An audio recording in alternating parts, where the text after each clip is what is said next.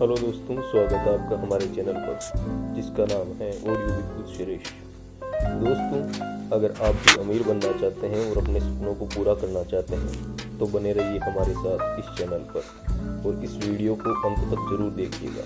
अगर आप इस चैनल पर नए हैं तो चैनल को सब्सक्राइब करें, शेयर करें और लाइक करना ना भूलें। दोस्तों, कमेंट करके बताएं कि वीडियो आपको कैसा लगा।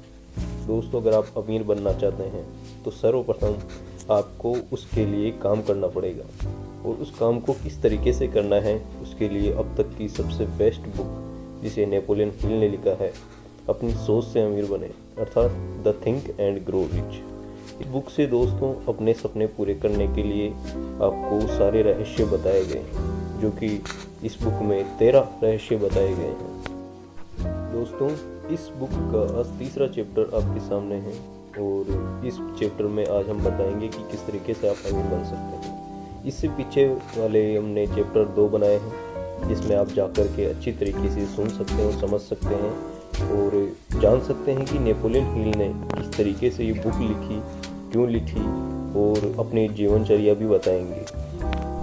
दोस्तों, आप पीछे वाली वीडियो में आपने सुना होगा कि एडिशन और बंस एक ऐसा व्यक्ति था जिसने एडिशन के साथ में व्यावसायिक भागीदारी निभाने के लिए संकल्प लिया था और उसे पूरा करने के लिए उसने जद्दोजहदी से मेहनत की थी और बड़े तरीके से मेहनत करके उसने अंत में एडिशन के साथ में काम करना शुरू किया था। लेकिन एडिशन ने उसका इंटरव्यू दे करके उसने व्यावसायिक भागीदारी न दे करके अपने ऑफिस में स्थान दिया और काम करने का लिए उसको मौका दिया। उसने एडिशन के प्रयोगशाला में खुद का परिचय दिया और कहा कि वह इस आविष्कार के साथ में व्यवसाय करने के लिए आया है। काफ़ी समय के पश्चात एडिसन ने इस पहली मुलाकात का खुलासा कुछ इस प्रकार किया था कि वह मेरे सामने एक सामान्य पर्यटक की तरह खड़ा था, परंतु उसके चेहरे पर तेज देखकर ये पता चल गया था कि वह जिस कारण यहाँ पर आया है उसके लिए दृढ़ प्रतिज्ञ है। इतने साल के अनुभव में मुझे ये ज्ञान हो गया था कि अगर किसी चीज़ को दिल से चाहो तो सारी कायनात तुम्हें उससे मिलाने की कोशिश में जुट जाएगी। मैंने भी इसके इरादे मजबूती से बांध करके उसे एक मौका दे ही दिया और उसने इस बात को पूरी तरह से दिमाग में बैठा लिया था कि उसे इस सफलता को पाकर ही रहना है। धीरे धीरे उसके कार्यों ने भी ये सिद्ध कर ही दिया था कि मैंने उसको मौका दे करके कोई गलती नहीं की।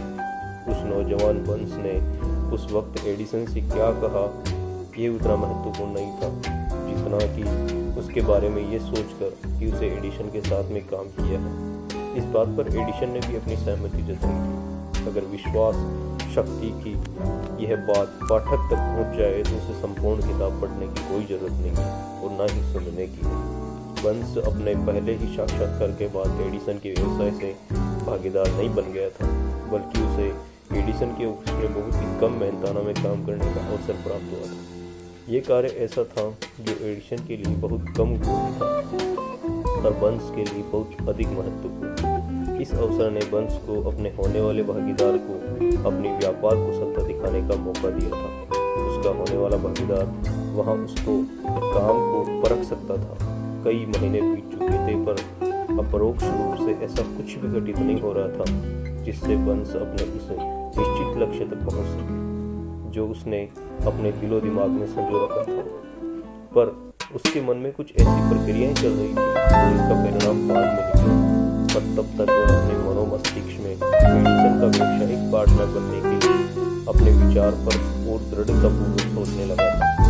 मनोवैज्ञानिकों ने यह भी कहा कि जब कोई विचार दिमाग पर हावी हो जाए तो वास्तविकता में आपके सामने प्रकट हो जाता है। बंस पूर्णतः एडिसन के साथ काम करने के लिए तैयार था और वह तब तक दृढ़ प्रतिज्ञ होकर लगा रहा जब तक उसने वह हासिल नहीं कर लिया था जिसे वह इतने समय से खोज रहा था। उसने कभी इस बात के लिए विचार नहीं किया था और न ही इतना परेशान हुआ था चलो सेल्समैन की नौकरी आसानी से मिल जाएगी, बल्कि उसने यह विचार किया कि मैं यहाँ पर एडिशन के साथ में व्यवसाय करने के लिए आया हूँ। मैं तब तक पीछे नहीं हटूंगा जब तक मैं इस मकसद में जीत नहीं जाता हूँ, चाहे बची हुई सारी ज़िंदगी यहीं पर गुजारनी पड़े। ये सच ही है कि अगर आप एक उद्देश्य को लेकर पूरी ज़िंदगी जीते हैं तो आप एक अलग ही कहानी लिख सकते हैं। शायद उस समय बंस को ये बात न पता नहीं हो, परंतु उसकी मजबूत इच्छा शक्ति और दृढ़ता ने बड़ी से बड़ी बाधाओं को पार करके वह अवसर दिला जिसको वह तलाश कर रहा था। अवसरों की एक खास बात होती है कि ये बिल्कुल अलग अंदाज में हमारे सामने आता है। सिर्फ इतना ही नहीं, जैसा आपने सोचा होता है उससे बिल्कुल अलग दिशा से ये भी अवसर अवतरित होते हैं। ऐसा कह सकते हैं कि अवसरों की ये एक चालाकी होती है कि वे पिछले दरवाजे से आते हैं और कई दफ़ा तो दुर्भाग्य तथा क्षणिक हार के रूप में भी सामने आ जाते हैं। शायद यही कारण है कि अधिक से अधिक लोग इन अवसरों को पहचानने में चूक जाते हैं। उस समय एडिसन ने एक नई डिवाइस खोजी थी जिसका नाम एडिसन डिस्टॉर्टिंग मशीन था। बाद में उसे एडिफोन नाम से भी जाना गया। एडिसन के सेल्समैन उस मशीन के लिए अच्छी उत्साहित नहीं थे, क्योंकि उन्होंने ऐसा लग रहा था कि इसे बेचने के लिए उन्हें कुछ अधिक ही प्रयास करना पड़ेगा। बंस को भी इसी मौके की तलाश थी। उसने इस अवसर का लाभ उठाया और तुरंत उस मशीन को बेचने की अपनी इच्छा जाहिर की। यह वह मशीन थी जिसके लिए दुनिया में सिर्फ दो ही लोग उत्साहित थे, एक बंस और दूसरा उस मशीन का आविष्कार। उसने इतनी सफलतापूर्वक इस मशीन को बेचा कि एडिसन ने बंस को उस मशीन को संपूर्ण देश के बाजार में वितरित करने का कॉन्ट्रैक्ट ही दे दिया। इस व्यवसाय की सफलता ने इसे एक नया स्लोगन दे दिया, made by Edison and installed by buns, अर्थात एडिसन ने बनाया और बंस ने लगाया। यह व्यावसायिक संधि इतनी सफल हुई कि इसने बंस को बहुत धनवान बना दिया था, पर इससे अधिक उसने ये सिद्ध कर दिया था कि अगर आप चाह लें तो आप भी अमीर बन सकते हैं। असल में बंस ने कितना धन कमाया इसकी सही जानकारी तो नहीं है, परंतु ये अनुमान है कि उस समय उसने 20 से 30 लाख डॉलर कमाए थे। जो भी ये संख्या रही हो, यह उस ज्ञान के सामने फीकी पड़ जाती है जिन नियमों की मदद से बंस ने वह हासिल किया जो असल में चाहता था। बंस ने तब ये सोच लिया था कि उसे एडिसन के साथ भागीदारी करनी है, जब उसके पास इसकी शुरुआत करने के लिए कुछ भी नहीं था, सिवाय इसके कि वह इस विचार को और दृढ़ता के साथ सोचें और इस पर पूरे इरादे के साथ अमल करें जब तक वह उसे हासिल न कर ले। उसके पास तनिक भी पैसा नहीं था, वह अधिक शिक्षित भी नहीं था, यहाँ तक कि उसके पास कोई पावर भी नहीं थी, पर उसके पास साहस था, विश्वास था और इच्छा शक्ति थी कि वह जीत सकता है। उन सभी ताकतों के साथ वह उस महानतम आविष्कार का दायां हाथ बन बैठा। आओ अब उस व्यक्ति की कहानी पढ़ते हैं जिसके पास अमीर बनने के कई अवसर थे और उसने अपने लक्ष्य से मात्र 3 फीट की दूरी पर काम करना बंद कर दिया। कहानी का नाम है सोना। सिर्फ 3 फीट दूर। एक अस्थायी हार पर प्रयास करना छोड़ देना असफलता का सबसे आम कारण होता है। हर किसी को कभी न कभी इस गलती का एहसास जरूर होता है। आर्यू डर्बी, जो बाद में देश के सफलतम बीमा एजेंट बने, वह अपने अंकल की ये कहानी बताते हैं कि उस समय सोना के पीछे लोग पागल थे, पर उसके अंकल को भी अन्य व्यक्तियों की तरह सोने का खूब सवार हो गया और वह पश्चिम की तरफ सोना खोजने और अमीर बनने के लिए निकले। उन्होंने कभी ये न सुना था कि भारत सबसे बड़ा सोने का निर्माता है, न कि जमीन। वह खुदाई करने के लिए निकल पड़े। बेशक ये मुश्किल था, पर सोना ही उनकी भूख निश्चित थी। कई हफ्तों की मजदूरी के बाद उन्हें चमचमाता हुआ अयश प्राप्त हुआ। उन्हें इस अयश को बाहर निकालने के लिए मशीन की जरूरत पड़ी, जिसके लिए वह तुरंत अपने घर विलियमबर्ग, मैरीलैंड वापस आ गए। अपने रिश्तेदारों और पड़ोसियों को इस सफलता के बारे में समझाया। उनकी बातों ने सबको सम्मोहित कर लिया और सभी ने मिलकर पैसा इकट्ठा किया, उस मशीन को खरीदकर उसी खान में बेच दिया। डर्बी और उसके अंकल फिर से उसी खान में काम करने पहुंच गए थे। जब उस चमचमाती धातु की पहली खेप गलाने और शुद्धिकरण के लिए भेजी गई, तो इसका परिणाम देखकर उन्हें इस बात का विश्वास हो गया था ओलार्डो की सबसे बड़ी खान उनके पास ही। उनकी उम्मीदें तूफान की तरह दिन प्रतिदिन बढ़ती जा रही थी। तभी अचानक कुछ ऐसा हो गया कि वह सोना और सोने की खान से सोना गायब हो गया। वे अवसाद और निराशा के चरम पर पहुंचे। उन्हें उस खान में कहीं भी सोना दिखाई नहीं दिया। वो उस हीरा को पाने के लिए कुछ प्रयास किए पर सफलता हाथ नहीं गई। अंततः उन्हें उस मशीन को बेच देने का निर्णय ले लिया था। उन्होंने एक कबाड़ी को सिर्फ कुछ $100 में उस मशीन को बेचकर घर वापस आ गए थे। सुना होगा कि कुछ कबाड़ी सच में बेवकूफ होते हैं, पर वह व्यक्ति उनमें से नहीं था। उसने दिमाग लगाया और एक खनन इंजीनियर को इस खान को दिखाने के लिए बुलाया। उसने यह देखकर अनुमान लगाया कि सोने का सिर्फ 3 फीट नीचे पाया जा सकता है, जहाँ से डर्बी और उसके अंकल ने खुदाई रोक दी थी। वास्तविकता में हुआ भी। वह कबाड़ी उस खान से निकले अजस्त की वजह से करोड़पति बन गया था, क्योंकि वह जानता था कि किसी कार्य को छोड़ने के पहले किसी विशेषज्ञ का मशविरा लेना जरूरी होता है। उस मशीन की खरीदने के लिए रिश्तेदारों और पड़ोसियों से पैसा लिया गया था, जिसका भुगतान डर्बी ने किया था, क्योंकि उन लोगों को उस नौजवान पर विश्वास था। डर्बी को उस मशीन का सारा भुगतान करने में कई वर्ष लग गए थे। इतनी हानि होने के बाद भी वह इस गेम में तब निकल पाया जब वह एक बीमा कंपनी में बीमा एजेंट बन गया और उसे पता लग गया कि इच्छा शक्ति के दम पर सोना बनाया जा सकता है। वो उस घटना को भूला ही नहीं था जिसने उसकी जिंदगी बदल दी। वह असीम दौलत से मात्र 3 फीट की दूरी पर ही प्रयास करना छोड़ दिया था। डर्बी ने उस अनुभव से बहुत लाभ हुआ। उसे पता चल गया था कि किसी की भी नए का मतलब नए हो उसने अपने कार्य को बीच में छोड़ने की आदत को हमेशा के लिए छोड़ दिया और उसने यह तय कर लिया था कि उसे कोशिश तब तक करनी है जब तक सोना न निकले, यानी जब तक व्यक्ति हां न करे।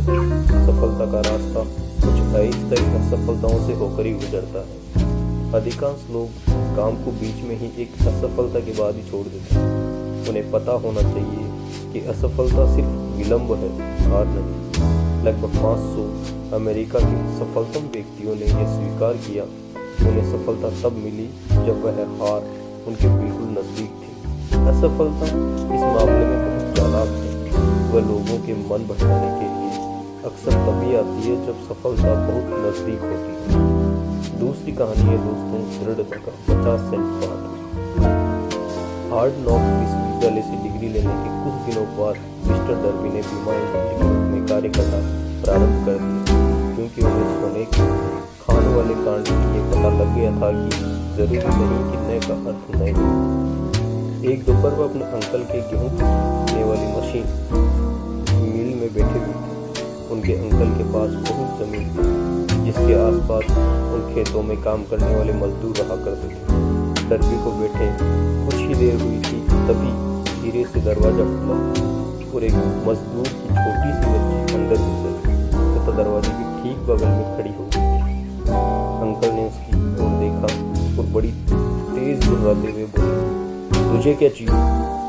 उस बच्ची ने बड़ी मासूमियत से जवाब दिया, मेरी मम्मी ने अपने 50 सेंट मंगाए हैं। मैं नहीं दूंगा, अंकल ने चिल्लाते हुए जोड़ा, दफा हो जाओ यहाँ से, ठीक है? उस लड़की ने जवाब दिया, पर वह कहीं नहीं गई। फिर अंकल अपने काम पर लग गए। काम में इतना तल्लीन हो गए थे कि उन्हें पता ही नहीं चला कि वह लड़की अभी भी खड़ी थी। कुछ देर तक उन्होंने पलट कर देखा तो उस बच्ची को खड़ा पाया। वह फिर से चिल्लाई, जाती हो यहाँ से या फिर मैं भगाऊं? उस लड़की ने फिर से जवाब दिया, ठीक है, पर उस जगह से हिली तक नहीं। अंकल अनाज की बोरी को मिल में डालने जा रहे थे, पर उन्होंने उसे रखकर एक लोहे का डंडा उठाया और उसे लेकर ऐसा भयानक चेहरा बनाकर चल दिए जैसे उसे आज मार ही डालेंगे। डर्बी की सांसें रुक गई थी।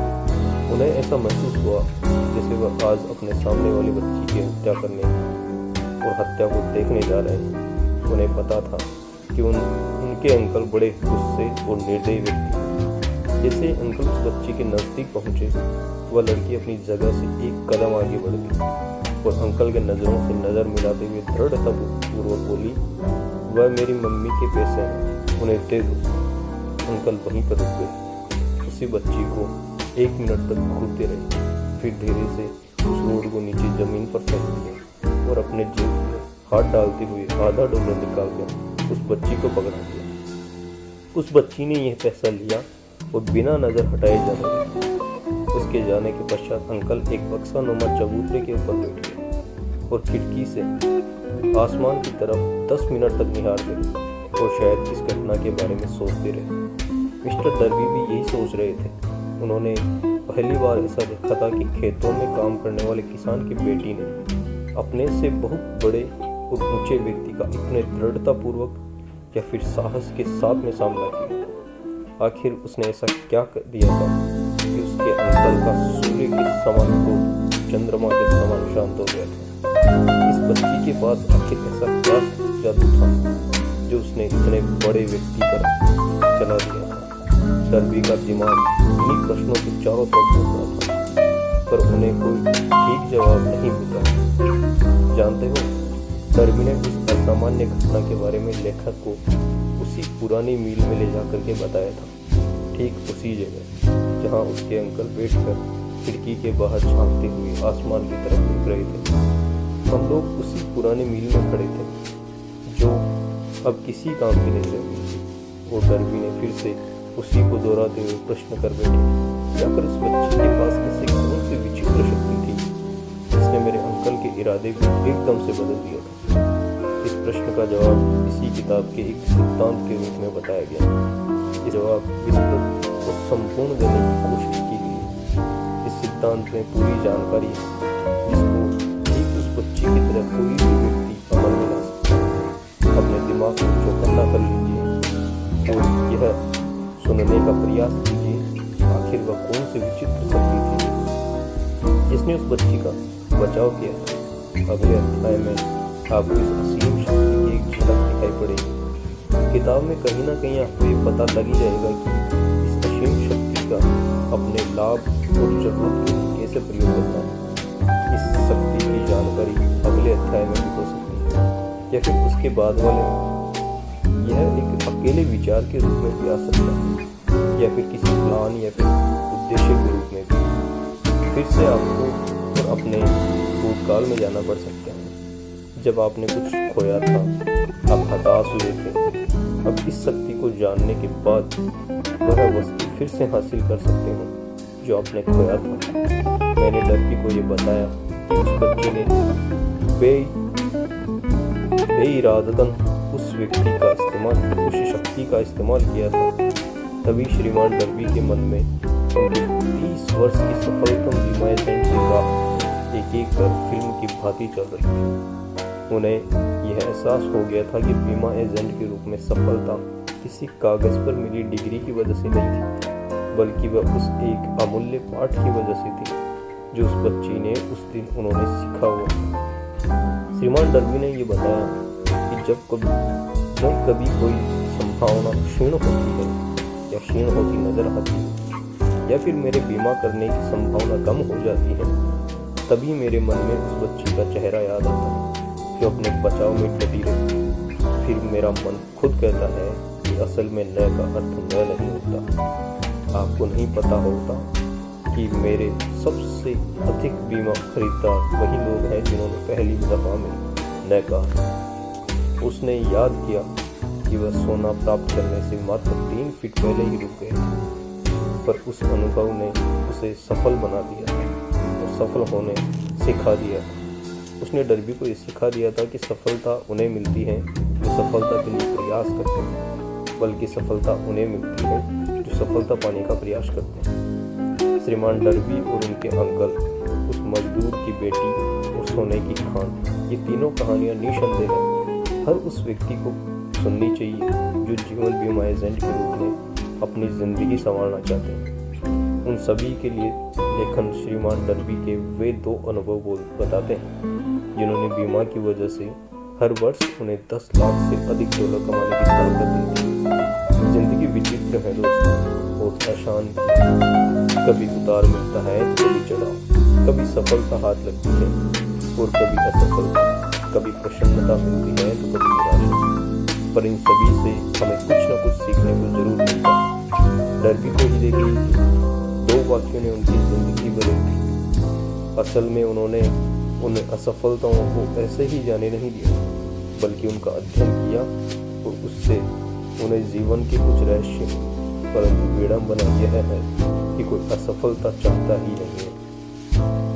लोगों को पता होना चाहिए कि असफलता के अनुभव से ही सफलता का द्वार खुलता है। कई दफा असफलता भी हार को जीत में बदलने का अनुभव देती है।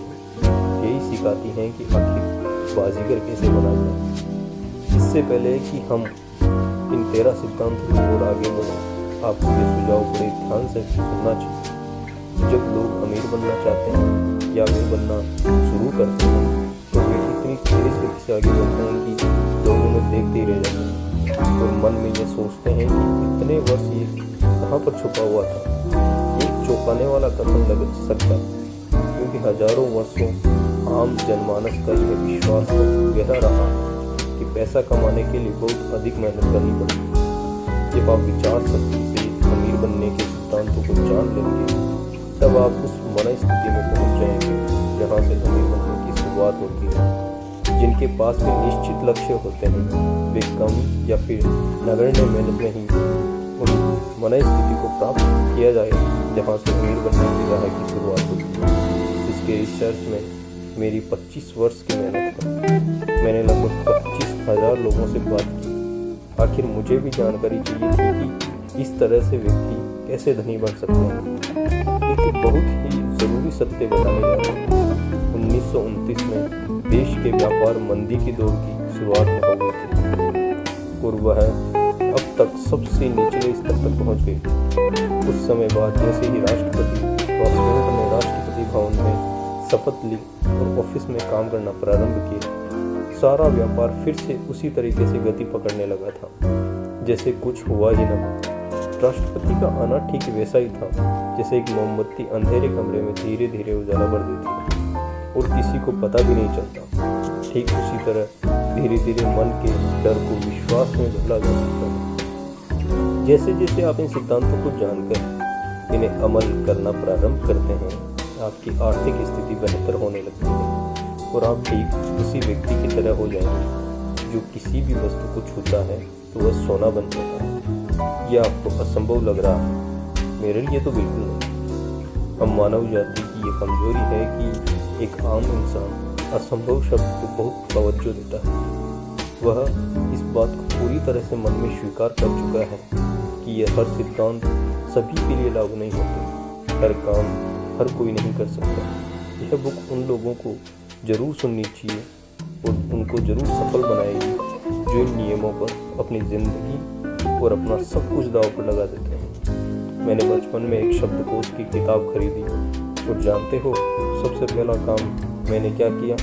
मैंने असंभव शब्द को उस डिक्शनरी से काट फेंका। ऐसा करने से कोई बुराई नजर नहीं आती है। आप भी अपनी जिंदगी से असंभव शब्द को जड़ से उखाड़ फेंक सकते हैं। सफलता उन्हें मिलती है जिनका ध्यान सफलता पर होता है, असफलता उन्हें मिलती है जिनका ध्यान असफलता पर होता है। यह पुस्तक उन लोगों के लिए सहायक होगी जो अपने दिमाग में विचारों को असफलता के डर से हटाकर सफलता की ओर एकाग्र करना चाहते हैं।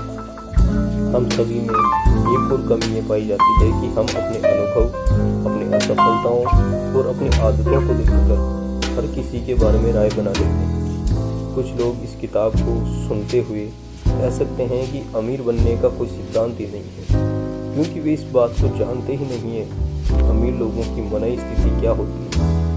आखिर उनकी पूरी जिंदगी गरीबी, कंजूसी और असफलताओं में गुजरी है। लाखों लोग हेनरी फोर्ड की सफलता को मात्र संयोग या फिर भाग्य मानते हैं, परंतु ऐसा नहीं है। 1000 व्यक्तियों में से सिर्फ एक व्यक्ति को ही हेनरी फोर्ड की सफलता का रहस्य पता होता है और वे लोग इस तरह की बात करने की गलती नहीं करते। मैं हेनरी फोर्ड का एक वाक्य बताता हूँ जो इस रहस्य को पूर्णतया उद्घाटित कर देता है। जब फोर्ड ने उस प्रसिद्ध V8 मोटर का निर्माण करने के बारे में सोचा था तो उन्होंने एक ऐसा इंजन बनाने के लिए तय किया था जिसके एक ब्लॉक में 8 सिलेंडर हो।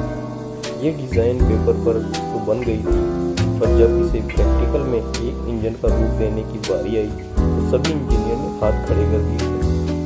इन इंजीनियरों को मानना था कि ब्लॉक में 8 सिलेंडर रखकर यह इंजन नहीं बनाया जा सकता। फोर्ड ने कहा कि किसी भी तरह मुझे ये इंजन चाहिए ही चाहिए। एक साथ सभी इंजीनियरों ने जवाब दिया कि ये तो असंभव है, आप काम करना शुरू तो कीजिए। फोर्ड ने आज्ञा दी, चाहे कितना वक्त लग जाए, आप तब तक लगे रहिए जब तक सफलता हाथ न लग जाए। इंजीनियरों ने काम करना प्रारंभ कर दिया। 6 महीने बीत गए, कुछ भी हाथ नहीं लगा। 6 महीने और बीत गए पर कभी भी कुछ हासिल नहीं हुआ। इंजीनियर ने यह फैसला अपना लिया था कि पर असफलता से कोसों दूर थी, लेकिन हर एक को करने वाली बात और थी, और वो ये थी कि एक साल के बाद भी सफलता कोसों दूर थी, पर असंभव अभी भी नहीं था। साल के अंत में फोर्ड ने सभी इंजीनियरों को फिर से बुलाया और फिर से कार्य प्रगति के बारे में पूछा। इस बार फिर से सभी इंजीनियरों ने एक साथ जवाब दिया, हमें प्रोजेक्ट को जारी रखने का कोई रास्ता नहीं दिख रहा। फोर्ड ने फिर से आगे दी कि जाइए, फिर से काम पर लग जाइए। हर हाल में मुझे ये इंजन चाहिए और मुझे विश्वास है कि आप इसे सफल हो जाएंगे। वे फिर से काम करने में लग गए। अब जादू चल गया था, क्योंकि फोर्ड ने इस रहस्य को पहचान लिया था। आखिर फोर्ड की दृढ़ता एक बार फिर से जीत गई। फोर्ड ने सिद्ध किया कि असंभव और दृढ़ता में जीत का दृढ़ निश्चय ही होती है। अब आपको भी फोर्ड की सफलता का रहस्य पता चल गया होगा। जब आप भी करोड़ों रुपए कमा सकते हैं। हेनरी फोर्ड इसलिए सफल हो गए थे कि उन्होंने सफलता के सिद्धांत को समझा और उनको अमल में लाया। उनमें से एक ही है, किसी व्यक्ति को पाने की इच्छा, किसी वस्तु को पाने की इच्छा। अगर आप फोर्ड की कहानी पढ़कर, सुनकर इन सिद्धांतों को अमल में लाते हैं तो आप भी सभी उसी सफलतम पायदान पर पहुंच सकते हैं जहां पर फोर्ड ने अपना झंडा गाड़ा था। हेनरी फोर्ड का 20वीं सदी के अंत में ठीक वही स्थान है जो इस समय बिल गेट्स का। फोर्ड ने उस समय ऐसे कार बनाकर परिवहन क्षेत्र में क्रांति ला दी थी जिससे हर किसी के पास अपनी खुद की कार हो। ठीक वही क्रांति बिल गेट्स ने कंप्यूटर इंडस्ट्री में सॉफ्टवेयर डिजाइन कर फैलाई है। अब कंप्यूटर सिर्फ तकनीक से जुड़े व्यक्तियों के लिए नहीं रह गया है, अब वह हर किसी की ऑफिस में जरूरत हो गया है, विद्यालयों में भी पहुंच गया है। इतना ही नहीं, सबके घरों में अपने निजी लैपटॉप या कंप्यूटर हो गए हैं या फिर अपने एंड्रॉइड फोन हो गए। ठीक हेनरी फोर्ड की तरह बिल गेट्स ने भी तो करोड़ों डॉलर की संपत्ति कमाई है। उन्होंने कंप्यूटर में प्रोग्रामिंग की शुरुआत मात्र 13 साल की उम्र में प्रारंभ कर दी। साल 1973 में उन्होंने हार्वर्ड की यूनिवर्सिटी में दाखिला लिया और स्टीव बलमेर, जो कि माइक्रोसॉफ्ट के चीफ एग्जीक्यूटिव अफसर रह चुके हैं, के साथ में एक कमरे में रहते थे। हार्वर्ड में पढ़ते हुए बिल गेट्स ने सबसे पहले माइक्रो कंप्यूटर के लिए एक प्रोग्रामिंग लैंग्वेज कैसे की खोज की। गेट्स इस तरह से अपने सपनों को पूरा करने लग गए थे कि उन्होंने हार्वर्ड विश्वविद्यालय को छोड़ दिया था। अब वह पूरी ऊर्जा और अपने सपनों को पूरा करने में लग गए थे। इससे कुछ समय पहले उनके बचपन के मित्र पॉल एलन ने साथ में मिलकर उन्होंने अपनी कंपनी शुरू की जिसका नाम माइक्रोसॉफ्ट है। इस माइक्रोसॉफ्ट ने उनके सपनों में पत्ते लगा दिए। उनका मानना था कि कंप्यूटर हर ऑफिस, हर स्कूल और हर घर की एक जरूरत बन सकती है। उनका यही निश्चित उद्देश्य माइक्रोसॉफ्ट की सफलता का मुख्य कारण बन गया। अपना सबसे मुख्य लक्ष्य हासिल करने के बाद बिल गेट्स रुके नहीं। वे लगातार कंप्यूटर और प्रोग्रामिंग में सुधार करते रहे। सबसे खास बात, उन्होंने सिर्फ प्रोग्रामिंग के क्षेत्र में काम नहीं किया, बल्कि विश्व की सबसे बड़ी दान पुण्य की संस्था भी चलाते हैं, जिससे उनकी सहायक उनकी पत्नी मिलिंडा है। आप अपने भाग्य की विधाता हो और अपने मन के राजा। तीसरी बात है, जब अंग्रेजी कवि W.C. हेनले ने लिखा था, मैं ही अपने भाग्य का विधाता हूँ और अपने मन का राजा हूँ।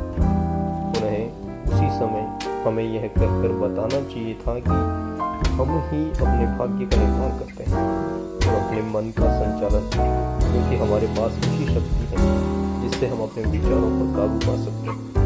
उन्हें यह भी बताना चाहिए था कि एक व्योम, पृथ्वी, चंद्रमा, पृथ्वी में रह रहे जीव जंतु या फिर चल रहे हम लोग, सभी वस्तुएं ऊर्जा हैं जो सबसे बड़ी ऊर्जा के क्षेत्र में बंधी हुई है, जिसे हम असीम शक्ति कह सकते हैं। वह असीम शक्ति हमारे दिमाग में चल रहे विचारों से प्रभावित होता है। जो हम चाहते हैं उसे हमारी जिंदगी में वास्तविक रूप से अवतरित करते हैं। अगर कवि ने इस सत्य का ज्ञान उस समय करा दिया होता तो हमें पता चल जाता कि हम अपने भाग्य के विधाता हैं और मन के राजा क्यों। उन्हें ये जोर देकर बताना चाहिए था कि ब्रह्मांड की असीम शक्ति इस बात को, इस शक्ति को नहीं जानती कि आप जो सोच रहे हैं वह अच्छा है या बुरा। वो उन विचारों को वास्तविकता में लाती है जो आप सोच रहे होते हैं। इससे उसे कोई लेना देना नहीं है कि वह आपके लिए बुरा है या अच्छा है।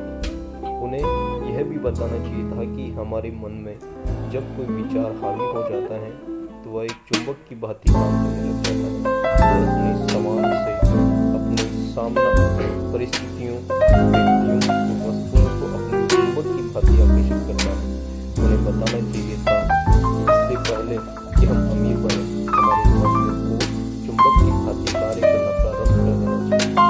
यह तभी संभव है जब हमारे मन में अमीर बनने का विचार पूरी तरह से हावी हो जाए और हमारा मन सिर्फ अमीर बनने के बारे में सोचने लगे, तभी हमारे निश्चित प्लान सफल हो जाएंगे। जैसा कि हैदवी कवि ने न कि दार्शनिक, इस वजह से वह अपनी बात को सिर्फ कविता के अंदाज में कह रहे हैं। उनका अनुकरण करने वाले कुछ समझ पाए और कुछ नहीं। धीरे धीरे समय बीतता गया और वह इस अटल सत्य में से पर्दा उठाने लगे। इस पुस्तक में इन्हीं सब सिद्धांतों का वर्णन है। स्टीवन स्पीलबर्ग एक अन्य व्यक्ति जिन्होंने हम अपने भाग्य के विधाता उद्धरण को सही सिद्ध करके एक नई मिसाल दी, जो चलचित्र फिल्मों की सर्वकालिक महान निर्देशक साबित हुए थे। उन्होंने बचपन से ही फिल्म निर्देशन का सपना तो लेकर रखा था। एक खास बात यह थी कि उन्होंने अपने सपने को मरने ही नहीं दिया और बचपन से ही एक पुराने कैमरा जो शौकिया तौर से फिल्मों में या फिल्में बनाने में लगे रहे। स्पीलबर्ग को यूनिवर्सल स्टूडियो की तरफ से मौका किस तरह मिला, इसकी भी बड़ी विचित्र कहानी है। इस गाड़ी में बैठकर आगंतुकों को यूनिवर्सिटी या यूनिवर्सल स्टूडियो का पूरा चक्कर घुमाया जाता था। स्पीलबर्ग उसी गाड़ी में छुपकर दो साउंड के बीच में बैठ जाते थे और पूरा चक्कर लगाकर वापस आते थे। जब वह वापस लौटकर गेट के पास आ जाते थे तो उनकी आदत हो गई थी कि पहरेदार से 2-4 गप्पे जरूर लड़ाते आते। दिन प्रतिदिन बीतता गया और वह लगातार 3 महीनों तक स्टूडियो में जाते समय पहरेदार से हाथ हिलाकर सलाम करते हुए और वापस आते समय हाथ हिलाकर विदा हो जाते थे। वह हमेशा एक कोट पहने थे और हाथ में एक सूटकेस लिए हुए होते थे, जिससे पहरेदारों को यह महसूस हो कि वह गर्मियों की क्लास लेने वाले छात्र हैं। अब तक उन्होंने निर्देशकों, लेखकों और संपादकों से व्यवहार ही बना लिया था। यहाँ तक कि उस बिल्डिंग में एक खाली कमरा मिलने पर उन्होंने अपना नाम चस्पा कर दिया था और वहाँ पर बैठने लगे थे। इसी तरह से एक दिन उनकी वहाँ के उस समय प्रोडक्शन हेड सिम्बर्ग से मुलाकात हो गई। उन्होंने सिम्बर्ग को कॉलेज के टाइम पर बनाई हुई फिल्म दिखाई।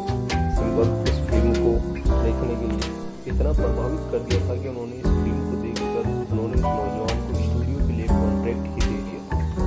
उनकी फिल्म, पहली फिल्म द सुगरलैंड एक्सप्रेस ने बॉक्स ऑफिस पर इतना अधिक व्यवसाय नहीं किया था, पर इसे आलोचकों पर बहुत प्यार मिला था।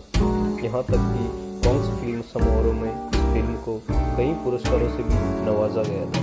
दोस्तों, स्पीलबर्ग ने आगे क्या किया, क्या उनको सफलता मिली या नहीं मिली, क्या उनको भी कई फिल्में मिली जिससे वो काम करके सफल हुए कि नहीं हुए, इस वीडियो को देखने के लिए आपको अगले वीडियो के लिए इंतज़ार इंतज़ार करना पड़ेगा, और उसके लिए आपको सबसे पहले इस चैनल को सब्सक्राइब करना पड़ेगा, लाइक करना पड़ेगा और शेयर करना पड़ेगा दोस्तों। के लिए आपको हमारे साथ बने रहना होगा। तब तक के लिए नमस्कार, tata, bye bye, see you, धन्यवाद।